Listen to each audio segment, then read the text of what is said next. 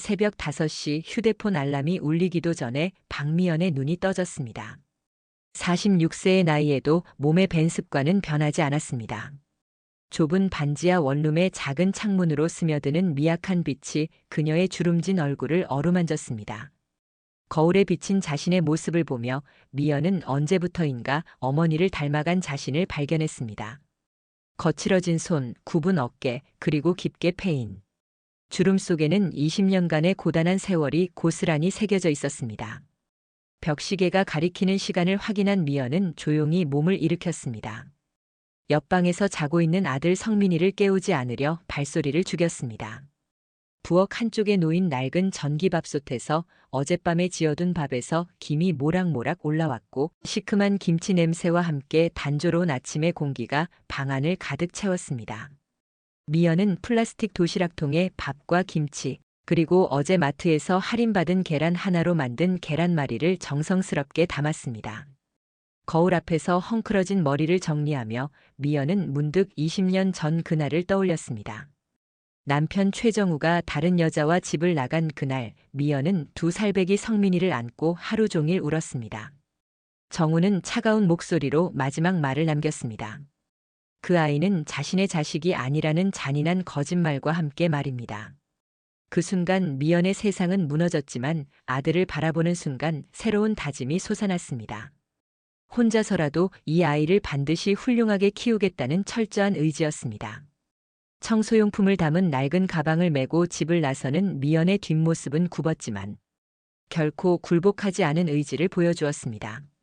지하철역으로 향하는 발걸음은 무겁지만 꾸준했고 그녀의 눈빛에는 포기를 모르는 강인함이 서려 있었습니다. 새벽 공기는 차가웠지만 미연의 가슴 속에는 아들에 대한 뜨거운 사랑이 타오르고 있었습니다. 오늘도 그녀는 아들의 꿈을 위해 묵묵히 걸어갔습니다.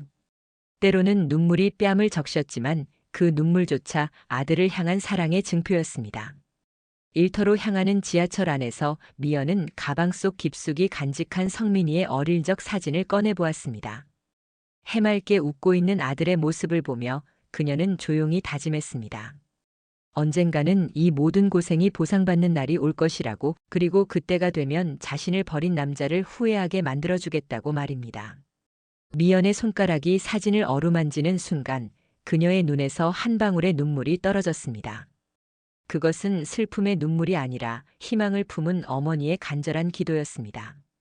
12월의 차가운 바람이 창문 사이로 스며들던 그날 오후 성민이의 휴대폰이 울렸습니다. 미연은 병원 청소를 마치고 돌아오는 길이었는데 급하게 달려온 성민이의 얼굴에는 믿기 어려운 기쁨이 가득했습니다. 그의 눈에서 흘러내리는 눈물과 떨리는 입술이 이미 모든 것을 말해주고 있었습니다. 서울대학교 의과대학 합격이라는 꿈 같은 소식이었습니다. 미연은 그 순간 다리에 힘이 빠져 주저앉을 뻔했습니다.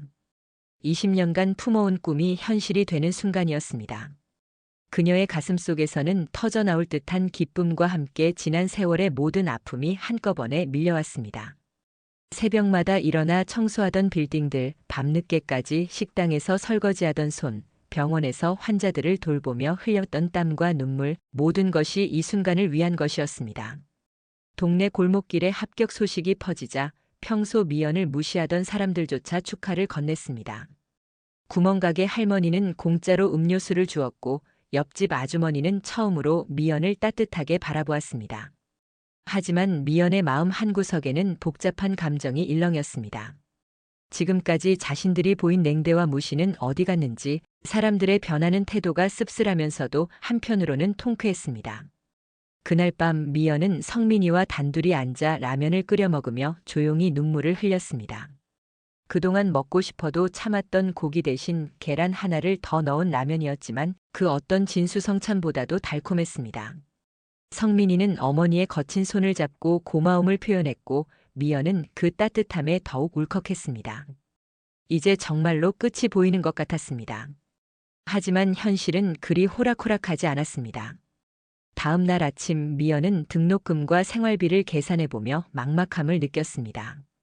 의과대학 6년간의 학비와 생활비는 상상을 초월하는 금액이었습니다. 은행에 대출을 신청했지만 담보가 부족하다는 이유로 거절당했습니다. 꿈은 이루어졌지만 새로운 현실의 벽이 그들 앞에 서 있었습니다. 미연은 밤늦게까지 각종 장학금 정보를 찾아보며 아들의 꿈을 포기할 수 없다는 일념으로 해결책을 모색했습니다. 그녀의 눈에는 여전히 포기하지 않는 어머니의 강인한 의지가 빛나고 있었습니다. 성민이의 합격 소식이 지역 신문에 실린 지 사흘째 되던 날, 미연은 평소와 다름없이 새벽 청소를 마치고 집으로 돌아오고 있었습니다. 그런데 차가운 바람이 몰아치는 집 앞 골목 어귀에서 미연은 믿을 수 없는 광경을 목격했습니다. 20년 만에 나타난 남편 최정우가 초라한 모습으로 서 있었던 것입니다. 한때 잘생기고 자신감 넘쳤던 그의 모습은 온데간데 없었습니다. 머리는 희끗희끗 새었고 얼굴은 깊게 파인 주름으로 가득했습니다. 값싼 정장은 구겨져 있었고 구두는 닳아서 밑창이 드러나 보였습니다. 가장 충격적인 것은 그의 눈빛이었습니다. 예전에 오만하고 거만했던 눈빛은 사라지고 대신 초라함과 절망이 가득한 눈빛이 자리하고 있었습니다. 미연의 가슴 속에서는 20년간 억눌러왔던 분노가 용암처럼 끓어올랐습니다. 손가락 끝이 떨렸고 숨이 가빠졌습니다. 그러나 동시에 이상한 감정도 들었습니다. 한때 사랑했던 남자의 몰락한 모습을 보니 복잡한 심정이 되었습니다. 정우는 미연을 발견하자 어색한 미소를 지으며 다가왔습니다. 그의 발걸음은 조심스러웠고 마치 용서를 구하는 듯한 모습이었습니다. 정우는 떨리는 목소리로 축하한다는 말을 건넸습니다. 성민이의 의대 합격을 축하한다는 것이었습니다. 미연은 냉정하게 그를 바라보며 20년간의 분노를 가라앉히려 애썼습니다. 이 순간 성민이가 나타날까봐 걱정되었기 때문입니다. 아들 앞에서 추한 모습을 보이고 싶지 않았습니다. 정우는 조심스럽게 할 말이 있다고 했지만 미연은 단호하게 거절했습니다. 더 이상 그와 할 말은 없다고 생각했기 때문입니다. 그때 정우가 떨리는 손으로 낡은 갈색 봉투를 꺼내며 간절한 눈빛으로 애원했습니다. 그 봉투를 한 번만 봐달라고 성민이를 위한 일이라고 말하는 정우의 모습에서 미연은 예전에 없던 절박함을 느꼈습니다. 봉투를 받아든 미연의 손은 미세하게 떨렸습니다. 20년 만에 전 남편으로부터 받은 첫 번째 것이었습니다. 봉투는 낡았지만 정성스럽게 포장되어 있었고 정우의 서툰 필체로 성민이의 이름이 적혀 있었습니다. 미연은 복잡한 감정에 휩싸인 채 하룻밤 생각해보겠다고 답했습니다. 정우는 고개를 깊이 숙이며 사라졌고 미연은 그 자리에 서서 한동안 봉투를 바라보았습니다. 그날 밤 미연은 방 안에서 봉투를 앞에 두고 몇 시간째 망설이고 있었습니다.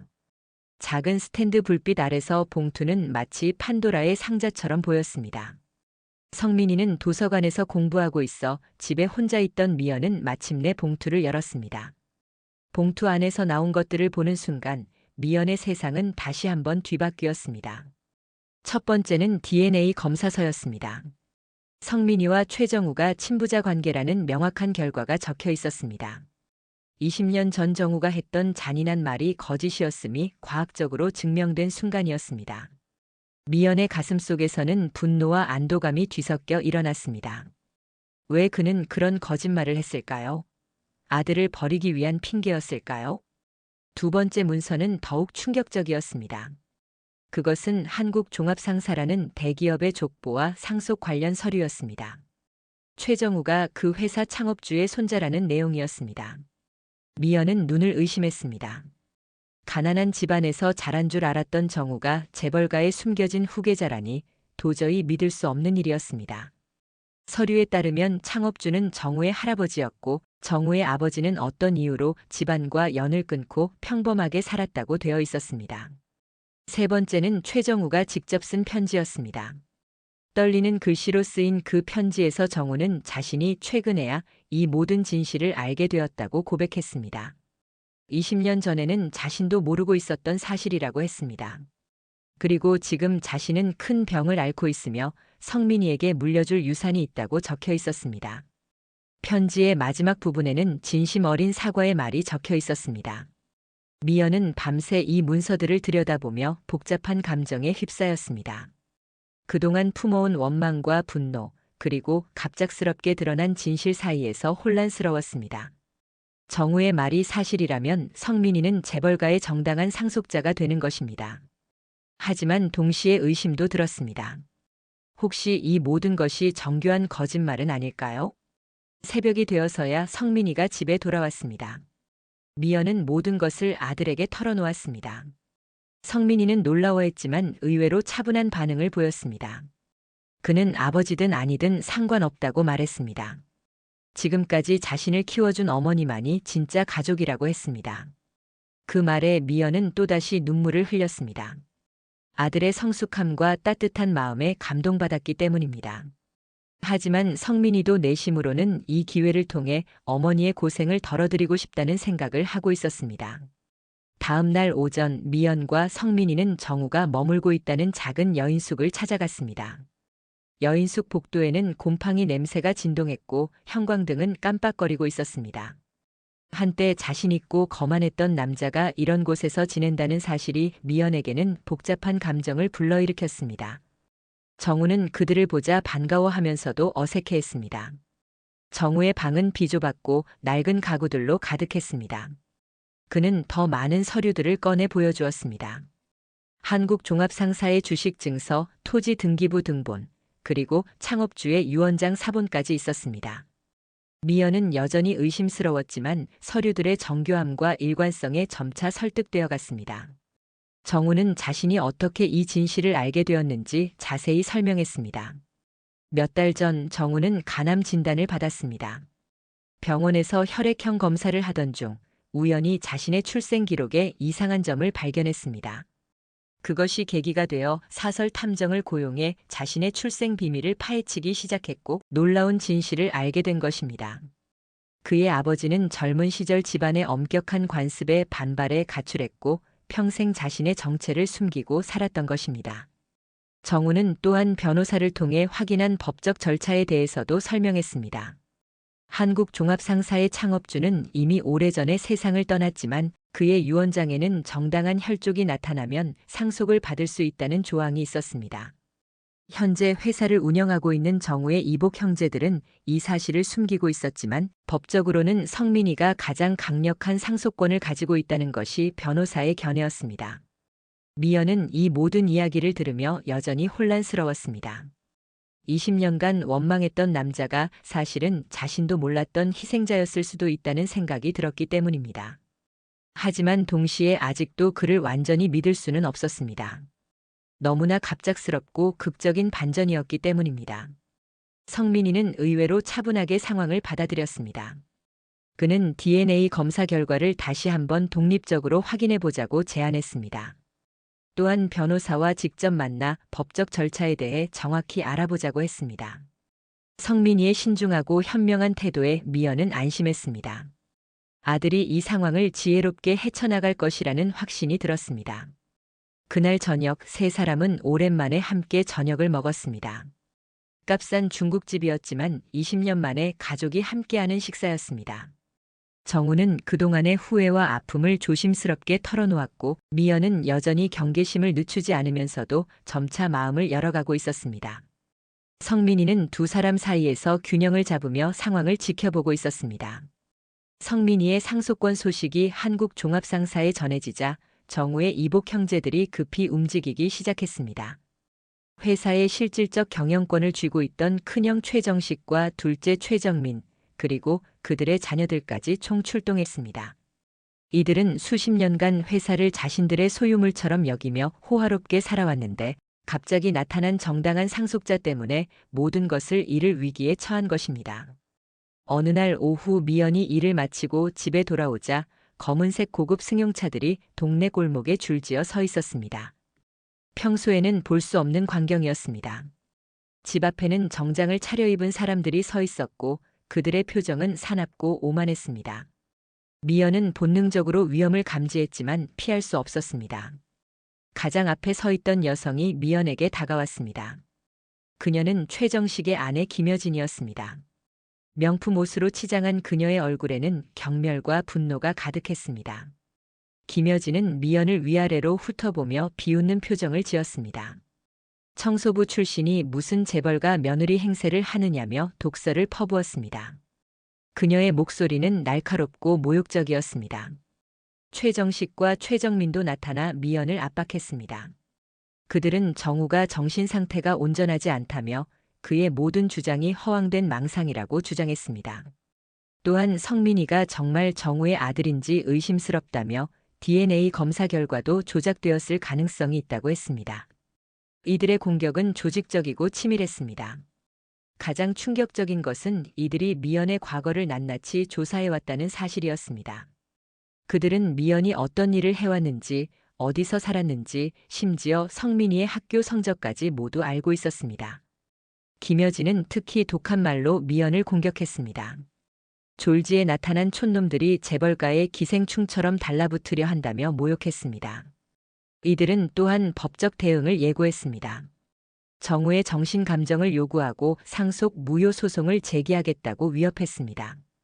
그들이 가진 돈과 권력 그리고 법적 네트워크를 동원해서라도 성민이의 상속권을 무효화시키겠다고 했습니다. 이들의 위협은 구체적이고 현실적이었습니다. 미연은 이들의 공격 앞에서 굴욕감에 치를 떨었습니다. 하지만 동시에 분노도 일어났습니다. 혼자서 아들을 키워온 자신을 이렇게 무시하는 것이 견딜 수 없었습니다. 그러나 상대방의 권력과 재력을 생각하면 함부로 맞설 수도 없었습니다. 미연은 성민이를 위해 이 모든 굴욕을 참아야 한다고 생각했습니다. 그날 밤 미연은 잠을 이루지 못했습니다. 오늘 겪은 모욕과 위협이 계속 머릿속을 맴돌았습니다. 동시에 이들과의 싸움이 결코 쉽지 않을 것이라는 현실도 깨달았습니다. 하지만 포기할 수는 없었습니다. 성민이의 미래가 걸린 문제였기 때문입니다. 미연은 밤새 어떻게 대응해야 할지 고민했습니다. 성민이의 재벌가 상속 소식이 동네에 퍼지자 그동안 미연을 무시하고 괴롭혔던 사람들의 태도가 180도 달라졌습니다. 가장 먼저 변한 것은 구멍가게 사장이었습니다. 평소에 미연이 물건을 사러 가면 시큰둥한 표정으로 대했던 그가 갑자기 극진하게 대우하기 시작했습니다. 외상도 언제든지 해주겠다며 아첨했고 심지어 공짜로 과일까지 내어주었습니다. 동네 부녀회장 역시 마찬가지였습니다. 그동안 미연을 저 혼자 사는 여자라며 험담의 대상으로 삼았던 그녀가 이제는 언니라고 부르며 친근하게 굴었습니다. 동네 주민들도 마찬가지였습니다. 평소에 미연을 무시하고 뒷말을 하던 사람들이 이제는 반갑게 인사하며 성민이 자랑을 해달라고 했습니다. 가장 역겨운 것은 성민이를 괴롭혔던 아이들의 부모들이었습니다. 초등학교 때부터 성민이를 아빠 없는 애라며 놀렸던 아이들의 부모들이 이제는 미연에게 와서 사과한다며 온갖 핑계를 댔습니다. 자신들은 몰랐다고, 아이들이 그런 말을 하는 줄 몰랐다고 거짓말을 해댔습니다. 심지어 성민이와 친하게 지내자며 노골적으로 접근하기도 했습니다. 미연의 친정 식구들까지 나타났습니다. 연락 한 번 없이 지내던 언니와 남동생이 갑자기 찾아왔습니다. 이들은 그동안 미연이 얼마나 고생했는지 안다며 가족의 정을 강조했습니다. 하지만 미연은 이들의 진심이 아니라는 것을 잘 알고 있었습니다. 언니는 노골적으로 돈을 빌려달라고 했고 남동생은 성민이가 성공하면 자신도 도와달라고 부탁했습니다. 가장 기가 막힌 것은 미연이 일했던 직장의 사장들이었습니다. 평소에 미연을 함부로 대하고 월급도 제때 주지 않았던 식당 사장이 갑자기 찾아와서 미연을 최고의 직원이었다며 치켜세웠습니다. 청소업체 사장도 마찬가지였습니다. 이들은 모두 성민이가 성공하면 자신들을 기억해달라며 비굴하게 아첨했습니다. 이런 사람들의 변화한 태도를 보며 미연은 인간의 이중성에 대해 깊이 깨달았습니다. 돈과 권력 앞에서 이렇게 쉽게 변하는 사람들을 보니 역겨웠지만 한편으로는 통쾌하기도 했습니다. 그동안 받았던 무시와 멸시가 이제는 아첨과 굽신거림으로 바뀌었기 때문입니다. 하지만 미연은 이들의 변화를 냉정하게 바라보았습니다. 진심이 아닌 이익에 따른 변화라는 것을 너무나 잘 알고 있었기 때문입니다. 성민이 역시 이런 어른들의 모습을 보며 인간관계에 대해 많은 것을 배웠습니다.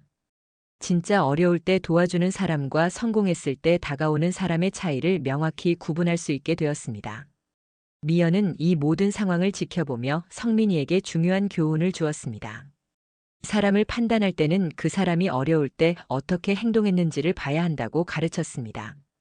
그리고 진정한 성공은 다른 사람을 무시하거나 업신여기는 것이 아니라 어려운 사람을 도울 수 있는 힘을 갖는 것이라고 말해주었습니다. 성민이는 어머니의 말을 깊이 새겨들었습니다. 정우의 이복 형제들이 법적 공세를 시작했습니다. 그들은 정우의 정신 상태를 문제 삼으며 정신 감정을 요구했고 동시에 상속 무효 소송을 제기했습니다. 막대한 변호사 비용을 들여 유명한 로펌을 고용했고 온갖 법적 절차로 미연과 성민이를 압박했습니다. 이들의 공격은 체계적이고 치밀했습니다. 법정에서 이들은 정우가 간암으로 인해 판단력이 흐려졌다고 주장했습니다. 또한 가족과 연락을 끊고 살던 그가 갑자기 나타나 상속권을 주장하는 것이 의심스럽다고 했습니다. 심지어 성민이의 친자 관계도 의심스럽다며 재검사를 요구했습니다. 이들의 주장은 법리적으로 정교했고 미연과 성민이를 궁지로 몰아넣었습니다. 미연은 변호사를 구하려고 했지만 상대방의 막강한 재력 앞에서 도움을 받기 어려웠습니다. 대부분의 변호사들이 한국 종합상사와의 관계를 의식해서 사건 수임을 꺼려했습니다. 겨우 찾은 변호사도 경험이 부족했고 상대방의 유명 로펌과 비교하면 역부족이었습니다. 미연은 절망적인 상황에 직면했습니다. 그런 어느 날 정우의 건강이 급속히 악화되었습니다. 간암이 전이되어 여러 장기에 영향을 주기 시작했습니다. 의사는 시간이 얼마 남지 않았다고 진단했습니다. 정우는 병상에서 미연과 성민이를 불렀습니다. 그의 얼굴은 창백했고 숨소리도 가늘어졌습니다. 정우는 떨리는 목소리로 마지막 비밀을 털어놓았습니다. 한국 종합상사의 창업주인 그의 할아버지가 남긴 비밀 금고가 있다는 것이었습니다. 그 금고 안에는 진짜 상속자만이 알 수 있는 결정적 증거가 숨겨져 있다고 했습니다. 정우는 지금까지 그 존재를 비밀로 해왔지만 이제 더 이상 숨길 수 없다고 판단했습니다. 금고의 위치는 한국 종합상사 본사 건물 지하에 있는 비밀 공간이었습니다. 창업주는 생전에 자신의 자식들을 믿지 못해 이런 장치를 만들어 놓았다고 했습니다. 진짜 후계자가 나타나면 그 증거를 찾을 수 있도록 했다는 것입니다.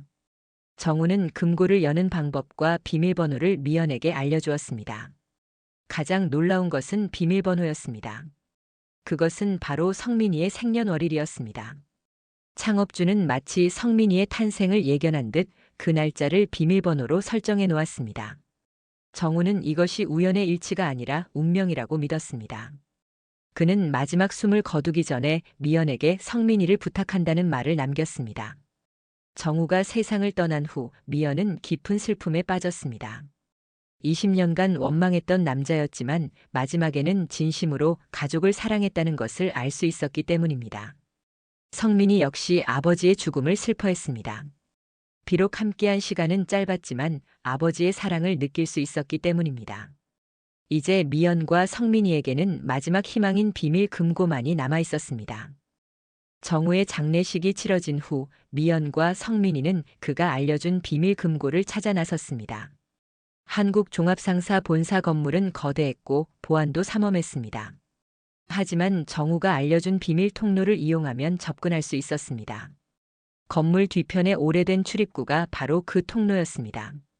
밤늦은 시간 모든 직원이 퇴근한 후에 미연과 성민이는 조심스럽게 건물에 침입했습니다. 정우가 그려준 지도를 따라 지하로 내려가자 일반인들은 전혀 모르는 비밀 공간이 나타났습니다. 오래된 복도를 따라 걸어가니 두꺼운 철문으로 막힌 방이 있었습니다.